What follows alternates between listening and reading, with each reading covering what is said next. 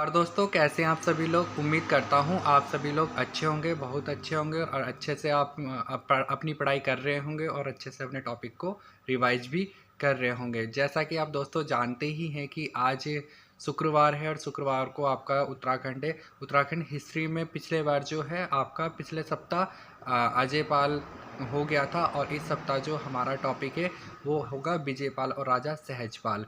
तो आप सभी अपनी नोटबुक निकाल लीजिए और एक पेन भी ले लीजिए ताकि उससे आप सभी नोट कर सके। आपको आज की क्लास नोट करनी है। तो चलते हैं आज के टॉपिक के ऊपर। तो आज का जो टॉपिक है वो है विजयपाल। पहले हम थोड़ा विजयपाल के बारे में पढ़ते हैं। विजयपाल पंवार वंश का पहला ऐसा राजा था जिसने भोट प्रदेश यानी तिब्बत को पर आक्रमण किया और उसको अपना कर्जदार बनाया। ये कहना है कवि देवराज का। कवि देवराज के अनुसार कवि देवराज के अनुसार विजयपाल एक ऐसा राजा था पंवार वंश का जिसने तिब्बत भोट प्रदेश पर आक्रमण किया और आक्रमण करने के बाद उनको अपना गुलाम बनाया या कर्जदार बनाया।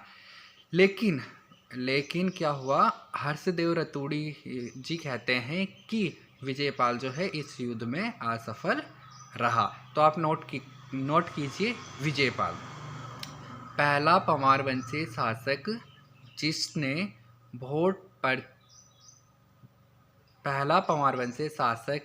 भोट तिब्बत पर आक्रमण किया और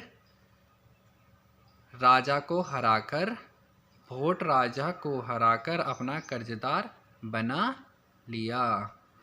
पहला पंवार वंशी शासक जिसने भोट तिब्बत पर आक्रमण किया और उसे अपना कर्जदार बना लिया। डैश करके लिखे कवि देवराज के अनुसार। लेकिन असफल रहा डैश करके लिखे हर्षदेव रतूड़ी के अनुसार। अब आप नेक्स्ट टॉपिक पर आइए। नेक्स्ट पॉइंट है अब राजा सहजपाल। हेडिंग डालिए आप, राजा सहजपाल। राजा सहजपाल का जो है टाइम पीरियड है 1547 से लेकर 1575। राजा सहजपाल टाइम पीरियड है 1547 से लेकर 1575 तक। नोट कर लिया होगा। ये राजा सहजपाल जो है अकबर के समकालीन थे। इसकी जो जानकारी है राजा सहजपाल के बारे में जो जानकारी मिलती है वो देवप्रयाग के रघुनाथ मंदिर से मिलती है और रघुनाथ मंदिर में 5 अभिलेख इसके मिलते हैं। जो कौन कौन से हैं? 1548 का अभिलेख, 1558 का अभिलेख, 1560 का घंटा अभिलेख, 1561 का घंटा अभिलेख और 1573 का अभिलेख। तो आप नोट कीजिए राजा सहजपाल समकालीन अकबर। एरो करके समकालीन अकबर लिखिए या अकबर के समकालीन। उसके बाद आप वैसे ही लाइन खींचिए। लाइन खींचने के बाद 1548, 1558, 1560 का घंटा अभिलेख, 1561 का घंटा अभिलेख और 1573 लिख लिए। एरो कीजिए। 5 ये देवप्रयाग के रघुनाथ मंदिर से ये अभिलेख मिले। देवप्रयाग के रघुनाथ मंदिर से ये 5 अभिलेख प्राप्त हुए। देवप्रयाग के रघुनाथ मंदिर से ये 5 अभिलेख प्राप्त हुए। राजा सहजपाल। अब नेक्स्ट फैक्ट नोट कीजिए आप। कवि भरत ने मानवोदय काव्य में सहजपाल को राजनीति चतुर और संग्राम में शत्रु को संताप देने वाला कहा। कवि भरत ने मानवोदय काव्य में सहजपाल को राजनीति चतुर और संग्राम में शत्रु को संताप देने वाला कहा। कवि भरत ने मानवोदय काव्य में सहजपाल को राजनीति चतुर और संग्राम में शत्रु को संताप देने वाला कहा। जो कवि भरत थे उन्होंने सहजपाल को जो है राजनीति का चतुर कहा। सहजपाल जो है अपने राजनीति में बहुत चतुर थे और शत्रु को जो है संताप देने में भी बहुत माहिर थे, ये कवि देवराज ने कहा है। अब आप अकबर के समकालीन पंवारवंशी शासक, अकबर के समकालीन, नेक्स्ट पॉइंट लिखिए आप, अकबर के समकालीन पंवारवंशी शासक। अकबर के समकालीन 3 पंवारवंशी शासक थे, सहजपाल, बलभद्र शाह और मान शाह। तो अकबर के समकालीन पंवारवंशी शासक हेडिंग डालनी होगी। अब उसके नीचे लाइन खींचिए और पहला पॉइंट नोट कीजिए, लाइन खींच के एरो कीजिए। एरो करने के बाद पहला पॉइंट नोट कीजिए सहजपाल, दूसरा एरो खींचिए बलभद्र शाह, तीसरा मानशाह। आप ऐसे भी नोट्स बना सकते हैं, अगर आपका कोई दूसरा तरीका है तो आप उस तरीके से भी नोट्स बना सकते हैं। जैसे अकबर के समकालीन पंवारवंशी शासक, पहला सहजपाल, नंबर 2 बलभद्र शाह और नंबर 3 आपका मानशाह। सहजपाल का टाइम पीरियड है 1547 से लेकर 1575। बलभद्र शाह का टाइम पीरियड है 1575 से लेकर 1591 और राजा मानशाह का है 1591 से 1611। अब सहजपाल, सहजपाल लिखिए, हेडिंग डालिए सहजपाल। इसमें नोट कीजिए पहला पॉइंट, सहजपाल में नोट कीजिए आप पहला पॉइंट, वंशावलियों में अजयपाल का पंचवंशज बताया गया है। इसे वंशावलियों में अजयपाल का पंचम वंशज बताया गया है। इसे वंशावलियों में जो है अजयपाल का पंचम वंशज यानी कि 5वें वंश का बताया गया है। दूसरा पॉइंट नोट कीजिए आप, मानवदेव काव्य व रामायण प्रदीप के अनुसार सहजपाल अजयपाल का पुत्र था। मानवदेव काव्य व रामायण प्रदीप के अनुसार, ये पंवार वंश के ऐतिहासिक काव्य हैं जिनसे जो है पंवार वंश के बारे में जानकारी मिलती है। मानवदेव काव्य और रामायण प्रदीप, मानवदेव काव्य व रामायण प्रदीप के अनुसार सहजपाल अजयपाल का पुत्र था। नोट कर लिया। अब नेक्स्ट पॉइंट लिखिए, सहजपाल के शासनकाल में, सहजपाल के शासनकाल में अकबर के मनसबदार हुसैन खां, सहजपाल के शासनकाल में अकबर के मनसबदार हुसैन खां टुकड़िया, हुसैन खां टुकड़िया ने शिवालिक पहाड़ियों में छापा मारकर लूटपाट की। हुसैन खां टुकड़िया ने जो है शिवालिक पहाड़ियों में छापा मारकर लूटपाट की, परंतु यह ज़्यादा सफल ना हो सका, परंतु यह ज़्यादा सफल ना हो सका। सहजपाल के शासनकाल में अकबर के मनसबदार हुसैन खां टुकड़िया ने शिवालिक पहाड़ियों में छापा मारकर लूटपाट की, परंतु यह ज़्यादा सफल ना हो सका। जब सहजपाल का शासनकाल चल रहा था तो उस समय अकबर का कोई मनसबदार था जिसका नाम था हुसैन खां। तो उसने क्या किया, गढ़वाल पर आक्रमण करने के लिए शिवालिक पहाड़ियों पर आक्रमण किया और यहाँ पर ज़्यादा लूटपाट की, लेकिन जो है वह ज़्यादा सफल नहीं हो सका क्योंकि सहजपाल जो है एक पराक्रमी, राजनीतिक चतुर और शत्रु को संताप देने वाला राजा था। अब नेक्स्ट पॉइंट नोट कीजिए आप, रामायण प्रदीप में सहजपाल को महाबली एवं विद्वानों का आश्रयदाता कहा गया है। रामायण प्रदीप में सहजपाल को महाबली एवं विद्वानों का आश्रयदाता कहा गया है। नोट कर लिया। रामायण प्रदीप में सहजपाल जो है उसको महाबली और विद्वानों का आश्रयदाता कहा गया है। सहजपाल जो है महाबली जो ताकतवर लोग होते थे और विद्वान लोग होते थे उनकी बहुत ज़्यादा रिस्पेक्ट करता था और उनको अपने दरबार में आश्रय देता था। अब आप नोट कीजिए नक्षत्र देवप्रयाग, देवप्रयाग आप हेडिंग डालिए देवप्रयाग। इसमें आप फैक्ट नोट कीजिए। इसके पहला फैक्ट है, देवप्रयाग के प्राचीन नाम ब्रह्मतीर्थ, इंद्रप्रयाग और सुदर्शन क्षेत्र, यानी इसके प्राचीन नाम क्या क्या है, ब्रह्मतीर्थ, इंद्रप्रयाग और सुदर्शन क्षेत्र। सेकंड पॉइंट नोट कीजिए, यह भागीरथी और अलकनंदा और भागीरथी के संगम पर है। यह अलकनंदा और भागीरथी के संगम पर है। देवप्रयाग हेडिंग डाल ली आपने। देवप्रयाग पहला पॉइंट है, इसके प्राचीन नाम ब्रह्मतीर्थ, इंद्रप्रयाग और सुदर्शन है। इसके प्राचीन नाम ब्रह्मतीर्थ, इंद्रप्रयाग और सुदर्शन है। सेकंड पॉइंट नोट कीजिए, यह अलकनंदा और भागीरथी नदी के तट पर स्थित है। नेक्स्ट पॉइंट नोट कीजिए इसका, यह दसर पांचाल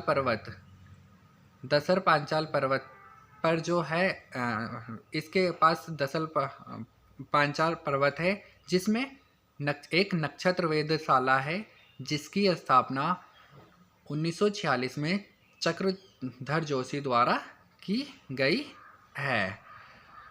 और नेक्स्ट पॉइंट इसका नोट कीजिए, देवशर्मा ब्राह्मण के कठोर तप के कारण इसका नाम देवप्रयाग पड़ा। देवशर्मा ब्राह्मण के कठोर तप के कारण इसका नाम देवप्रयाग पड़ा।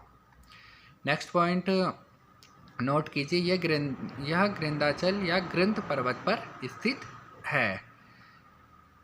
इसका नेक्स्ट पॉइंट नोट कीजिए, यहाँ 2 कुंड है, वशिष्ठ कुंड और ब्रह्म कुंड। देवप्रयाग में 2 कुंड हैं, वशिष्ठ कुंड और ब्रह्म कुंड।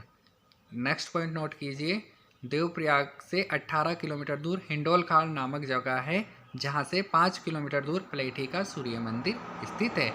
यानी देवप्रयाग से थोड़ी ही दूर पर प्लेठी का सूर्य मंदिर है। देवप्रयाग से थोड़ी ही दूर पर स्थान हिंडोलखाल में प्लेठी का सूर्य का मंदिर स्थित है। और इस पॉइंट को आप नोट कीजिए, इंपॉर्टेंट कीजिए, देवप्रयाग में कौवे नहीं दिखाई देते। देवप्रयाग जो जगह है वहाँ पर कौवे कभी नहीं दिखाई देते। तो अब देवप्रयाग जो है, देवप्रयाग का प्राचीन नाम ब्रह्मतीर्थ है, इंद्रप्रयाग है और सुदर्शन क्षेत्र है। यह अलकनंदा और भागीरथी के संगम पर है, दशर पांचाल पर्वत पर स्थित है। और इस पर जो है एक नक्षत्र वेधशाला है, जिसकी स्थापना 1946 में चक्रधर जोशी द्वारा की गई है। और यह गृंदाचल और गृंद पर्वत पर है। देवप्रयाग जो है, इसकी स्थापना बताई जाती है देवशर्मा ब्राह्मण के कठोर तप के कारण की गई है, इसलिए इसका नाम देवप्रयाग पड़ा है। और इसमें एक पॉइंट और नोट कीजिए आप, चीनी यात्री ह्वेनसांग ने अपनी लेखों में देवप्रयाग को ब्रह्मपुरी कहा है। चीनी यात्री ह्वेनसांग ने अपनी लेखों में देवप्रयाग को ब्रह्मपुरी कहा है। चीनी यात्री ह्वेनसांग ने अपने लेखों में देवप्रयाग को ब्रह्मपुरी कहा है। और यहाँ पर कौवे भी नहीं दिखाई देते। और देवप्रयाग से थोड़ी ही दूर पर एक जगह है हिंडोलखाल, जहाँ पर प्लेठी का सूर्य मंदिर है। और देवप्रयाग में 2 कुंड है, एक वशिष्ठ कुंड और एक ब्रह्म कुंड। अब नेक्स्ट हेडिंग डालिए आप, देवप्रयाग का रघुनाथ मंदिर हेडिंग डाल ली होगी आपने। इसका निर्माण ऐसा माना जाता है कि मूल रूप से देवशर्मा ने किया है। मूल रूप से ऐसा माना जाता है कि इसका निर्माण देवशर्मा ने किया है, तथा जो इसका वर्तमान स्वरूप है आदि गुरु शंकराचार्य के द्वारा निर्मित किया गया है। इसका वर्तमान स्वरूप आदि गुरु शंकराचार्य द्वारा निर्मित किया गया है। इसका वर्तमान स्वरूप आदि गुरु शंकराचार्य के द्वारा निर्मित करवाया गया है या किया गया है। नोट कर लिया। यह मंदिर भगवान राम को समर्पित है, तो सीधा लिखिए आप, भगवान राम को समर्पित है। यह मंदिर भगवान राम को समर्पित है। उसके बाद यह द्रविड़ शैली में, ये जरूर पूछा जाता है, ये जो है पेपर में आ सकता है कि रघुनाथ मंदिर कौन सी शैली में है, क्योंकि जो हमारे नॉर्थ इंडिया के जितने भी मंदिर हैं, उत्तर भारत के जितने भी मंदिर हैं, वो ज़्यादातर आपका जो है अरे सॉरी मैं भूल गया हूँ। द्रविड़ शैली